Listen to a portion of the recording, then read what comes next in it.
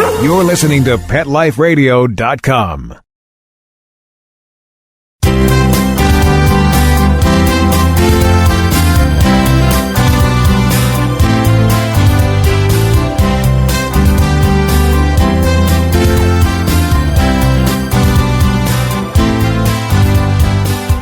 Well, welcome to everybody. You are here with Dr. Jeff Werber, and we are on the show on Pet Life Radio, Ask the Vets with Dr. Jeff, and I am your host.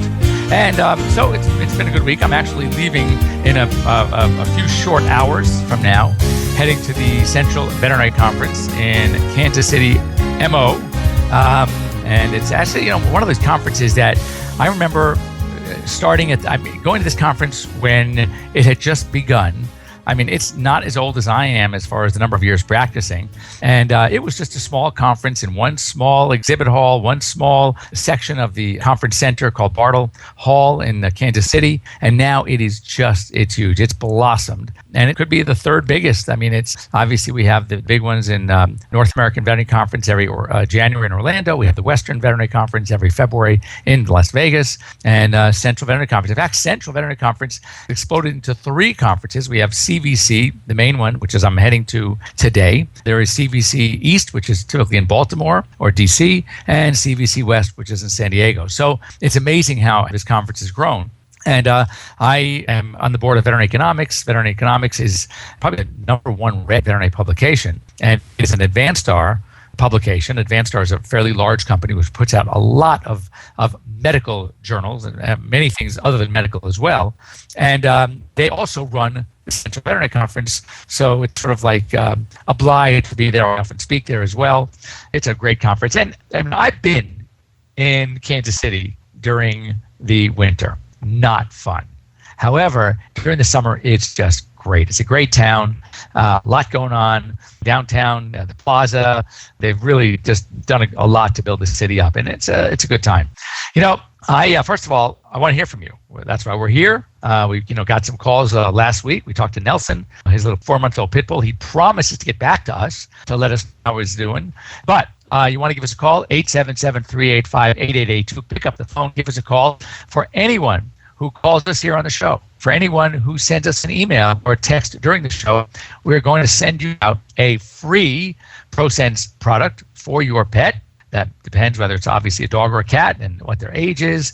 And we're going to ship it out to you as a thank you for picking up the phone and talking to us here on the show. One such recipient is going to be getting a product, and I got an email yesterday, and this is great. This is coming from Dave Olin in Duluth. Dave from Duluth, we thank you so much for sending us some information. He loves our show, which is great because I love giving good information. I love helping people with their pets. If I can make life easier for either you or for your pet, or better yet, for both, then I've succeeded. I'm a happy camper. So my dog Amber, 11-and-a-half-year-old Jack Russell Corgi mix. That's got to be a little interesting. Could you discuss general issues most dogs display as they age and best general practices to help them? Good old Amber has been sleeping a little bit more over time. Seems to move from spot to spot, then lays down. Doesn't want to stand for long periods of time. She has lost a little weight, which is good, but less exercise. So that might be a concern. I believe, as does my vet, that some shoulder and hip stiffness may be manifesting. Recently, he began to give Amber some Dasiquin, which is a glucosamine chondroitin supplement with MSM for joint support. That's a great idea. And she's not a big fan of her current dog food. He's tried a few different foods. He also seems to he put her on some of our ProSense Senior Adult Vitamin, hesitatingly because she never eats any kind of pill or tablet. But guess what? As he writes here, I've heard you mention it on your show, so I bought it. She has never eaten a tablet form before. However, to my surprise, she actually liked it. And he goes on to say thanks. So Dave cannot listen to the show live, and he would like to discuss some of these issues, maybe not only to help Dave, but to help those of you that have pets that are either in those senior years already or approaching the senior years, just to what to expect, what to look out for, and what might we do about them.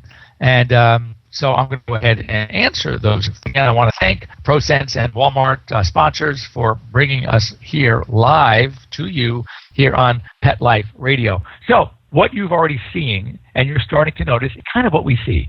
Yes, even the small dogs will slow down a little bit. Don't think that every dog has to be a large breed to suffer problems with arthritis, because there are different forms of arthritis.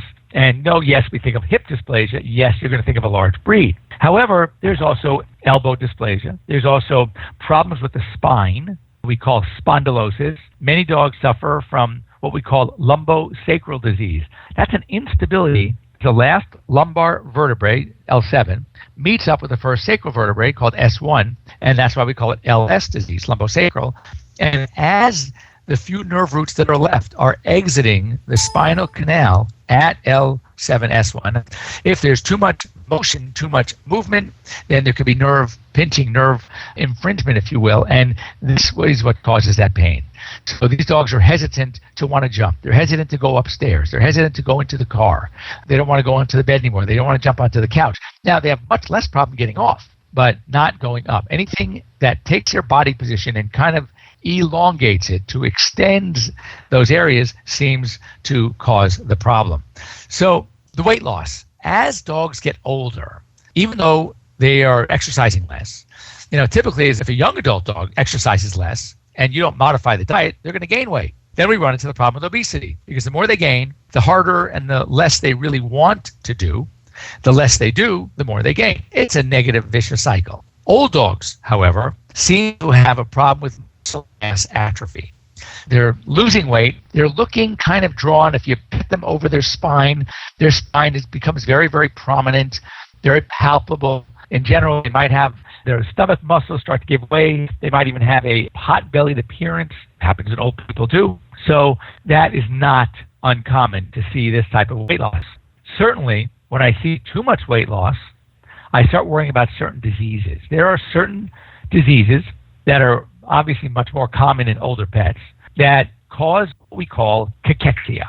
Cachexia is a wasting condition. It's a wasting disease where the caloric intake is there, but a lot of the calories are going to feed the disease. What are some of the cachectic diseases that we see? Well, first of all, heart disease is a big one. Dogs with an advancing heart disease, much of the energy goes to feed that disease because the heart's working harder.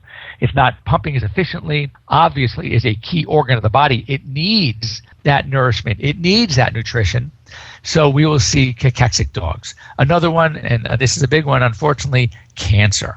The energy that is used to feed that cancer, and that's why cancers grow so rapidly, is basically energy that is being robbed from the rest. So we call it cancer cachexia.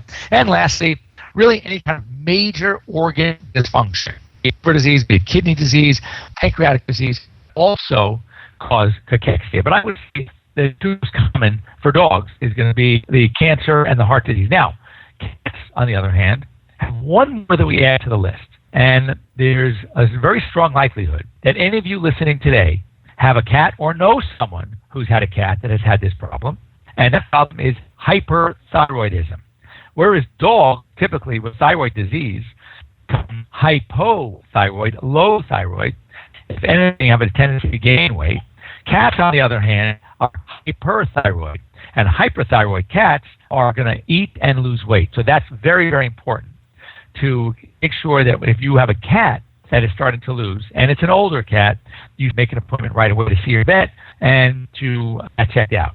So as far as what to do, the most important thing you do as pets start to age is to get them to your veterinarian at least once, preferably twice a year.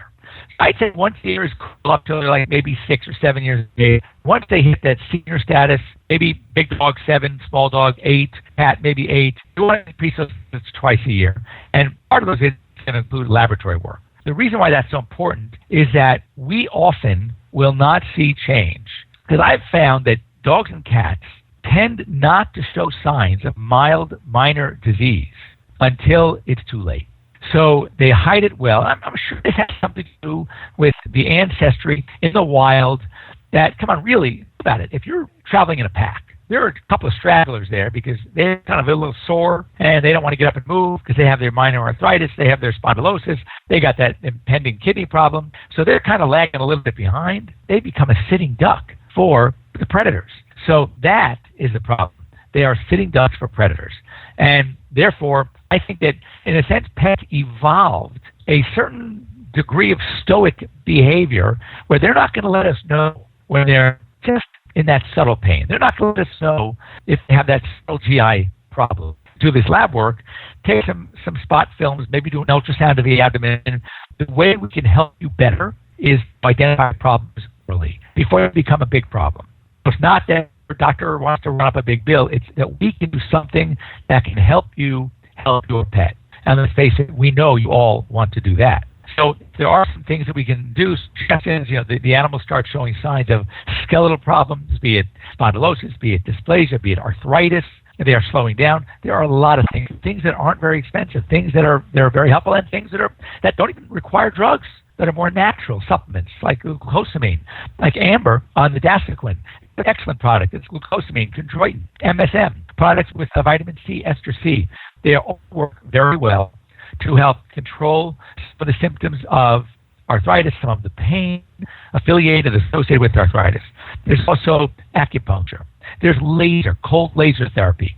All these things are very, very, very effective, and they will not break the bank, and they don't involve hard drugs. Of course, as dogs get worse, there are some medications as well. We call the class the non-steroidal anti-inflammatory, something you can discuss with your veterinarian. But there are some things that can be done, many things that can be done to help. But we can't help you unless we know the problem is there. So skin problems, a lot of times because of problems or changes in nutrition and changes in required vitamins as animals age. That's why, for example, in the ProSense line, we have different vitamins for puppy, different vitamins for adults, and again for seniors, because we need to make changes with what they need. And a lot of senior pets are having trouble with skin. They need the additional omega-3 fatty acids, omega-6 fatty acids, antioxidants, brain food, if you will.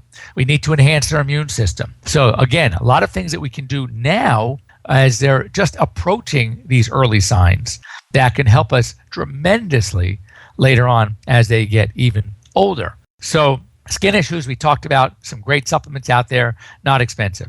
The joint locomotor problems, behavior, dementia, CDS, cognitive dysfunction syndrome. In humans, you might call it Alzheimer's, but it's true that dogs can have symptoms of Alzheimer's, and also, and this kind of makes it a little bit challenging for us, the veterinarian, a lot of them will also potentially have problems with anxiety as they're starting to lose it. They lose their wits about them, so they're being left alone where never probably before. Now they're left alone for even as much as an hour, and they start becoming destructive. So we're going to be right back here on Pet Life Radio, Ask the Vets, with Dr. Jeff, and we'll be back in just a minute. Once again, I want to thank our sponsor, ProSense Pet Product, and you can find ProSense products at your mass retailers like Walmart, like Target, like Walgreens. So go out and get yourselves some really good vet quality product at the mass market level. We'll be right back. We'll be right back, right after these messages. Stay tuned. Your dog digs a hole under your fence, and the next thing you know, protect your pets with Dig Defense, the amazing new product that keeps your pets in the yard. Dig Defense is safe, fast, and easy. Each unit is made from 4-gauge galvanized American steel and can be used for repairing dig-outs, filling gaps, or to hold fences down so pets can't get under them. Dig Defense provides peace of mind that your pets are contained humanely and safely. Visit digdefense.com today. DIGDEFENCE.com. Petco, where the pets go. Petco, where the pets go. Pet Life Radio has tail-wagging, fur-flying, fabulous deals for our listeners from Petco. Get $6 off your order of $60 or more and up to 40% off the entire Petco site. That's right. But that's not all. Because you're a Pet Life Radio listener, you'll also get free shipping on your order of $49 or more. $6 off, up to 40% off, and free shipping from Pet Life Radio and Petco. To get these awesome deals, go to PetcoDeals.com. That's PetcoDeals.com. Petco, where the pets go. Welcome to Sassy Seniors, a show about our fabulous older dogs and cats. I'm your host, Kelly Jackson. I wanted to create a show to really showcase our senior pets. And, as the human population ages and lives longer, of course, so are our wonderful pets. But many of us with aging pets, it's so interesting. We have a tough time realizing or really admitting that they are seniors. So, in a way, I kind of like to think of our senior pets as wise puppies. What do you think about that? Be sure to join us for another edition of Sassy Seniors. And remember, celebrate your senior pets. Every week on demand, only on PetLifeRadio.com. Let's talk pets Let's talk pets on Pet Life Radio. Pet Life Radio. PetLifeRadio.com.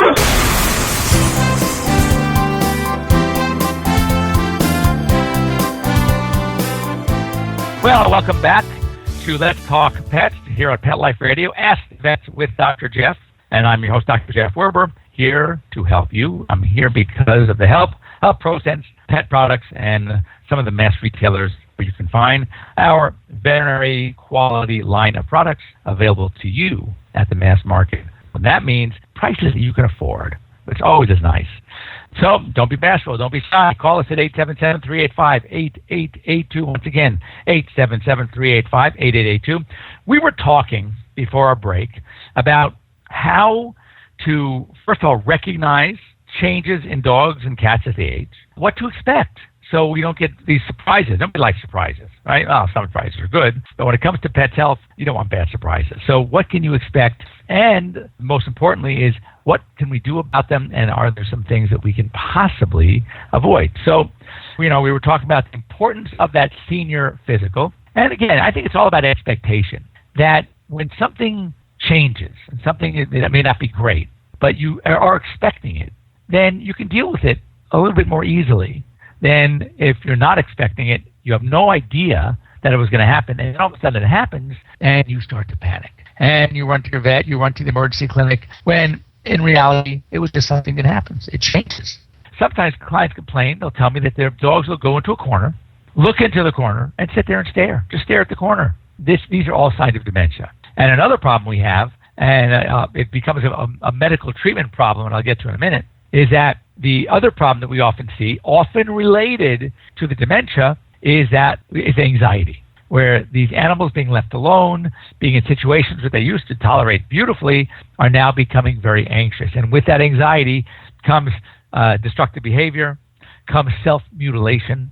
They'll start licking or biting themselves for no apparent reason, not because of allergy. It's almost because of boredom, because they forget where they are and what they're supposed to be doing. And it is a real problem. And what makes it even more of a problem is that some of the medications that you would want to use for pure dementia, like selegiline, Deprenyl, the brand trade name is Anapril. Well, those drugs may be contraindicated to use along with some of the antidepressants, the amino oxidase inhibitors, the tricyclic antidepressants. So things like Prozac, which is fluoxetine, and things like clomipramine, Buspar, you may not want to use along with your anti-dementia medication. So you kind of have to work it out with your veterinarian and see, which medications you can use together, which ones are recommended that we don't use at the same time, and which is more likely to be able to solve our current problem. But behavior, the brain, if you will, conditions that we see in older pets really starts to become very real as they get older. And the hard part is it leads to a nursing issue more than anything. It's not like they're in pain. It's that they might lose their housebreaking prowess because they now just don't care, or they forgot. How do you can't yell at them. So now you're going back to square one, where you have to confine them. You have to maybe get those little doggy diapers, like Depends for dogs. I mean, we got to start thinking along those lines as these things happen to our senior pets. So, it's not always an easy thing to contend with, an easy thing to deal with, but it's something that we owe it to them. We're obliged. We have that, I think, innate obligation to our four-legged friends as they get older, because let's face it, they've taken and do take such good care of us.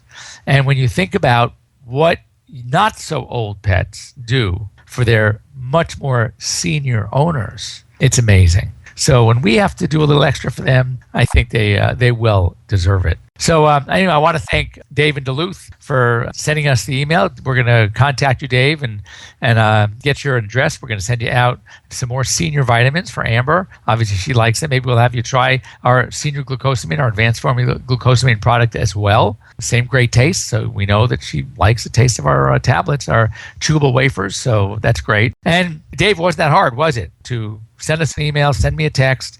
You can reach me at Dr. Jeff at PetLifeRadio.com, Dr. Jeff, Dr. Jeff at drjeff.com, or just go ahead if you're following us here live on Skype or on Pet Life Radio, you can go ahead and ask me a quick question, and we'll get you online. And of course, we'd love you to listen to us on the show every Thursday, 1 o'clock Pacific time, 4 o'clock Eastern time, and help us help you with our pets.